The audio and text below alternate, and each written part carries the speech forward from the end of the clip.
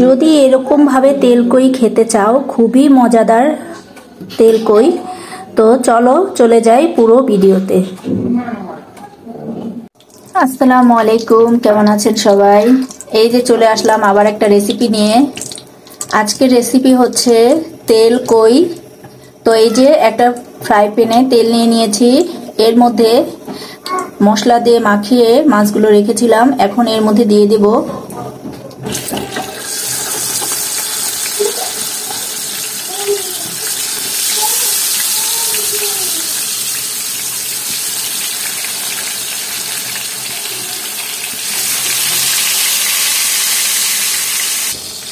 তো এই দেখো, এই যে মাছগুলো আমার এক পাশ হয়ে গেছে। তো আমি এগুলো এখন উল্টে দেব, সবগুলো মাছ উল্টে পাশে দেব।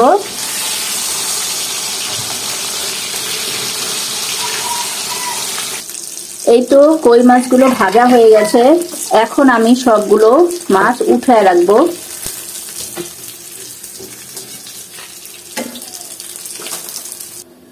সবগুলো মাছ উঠায় রাখছি।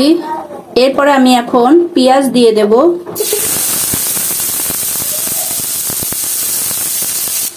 এরপরে আমি পেঁয়াজগুলো নরম করার জন্য লবণ দিয়ে দেব। লবণ দিয়ে পেঁয়াজ আর লবণ একসাথে দিলে পেঁয়াজটা নরম হয়ে যায়। এই তো পেঁয়াজগুলো একটু নরম হয়েছে, এখন আমি দিয়ে দিব রসুন। এই তো রসুনের সাথে পেঁয়াজটা খুব ভালোভাবে একটু তেলে ভেজে নিয়েছি।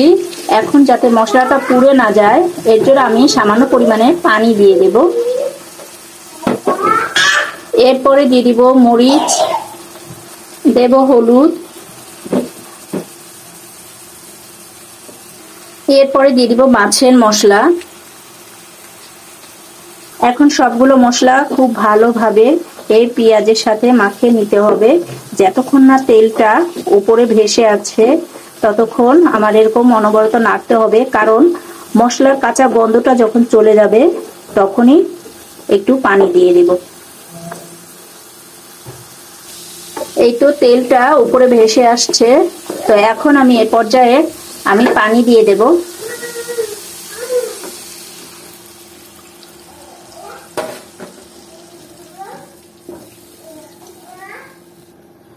এরপরে আমি একে একে মাছগুলো দিয়ে দেব।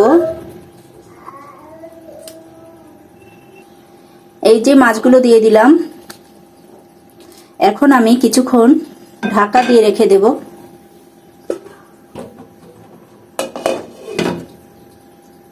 তো এই দেখো মাছগুলো এখন এই পর্যায়ে আসছে, আমি এর মধ্যে দিয়ে দিব এখন ধনেপাতা, কারণ শীতের দিনে ধনেপাতা ছাড়া কোনো রেসিপি কল্পনাই করা যায় না। তো দিয়ে দিব।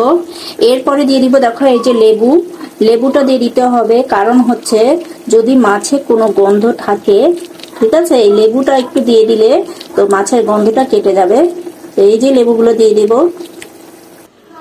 আলহামদুলিল্লাহ, তৈরি হয়ে গেল আমার খুবই মজাদার স্বাদের তেল কই। তো আজকে এতটুকুই। সুস্থ থাকবে, ভালো থাকবে। আসসালামু আলাইকুম।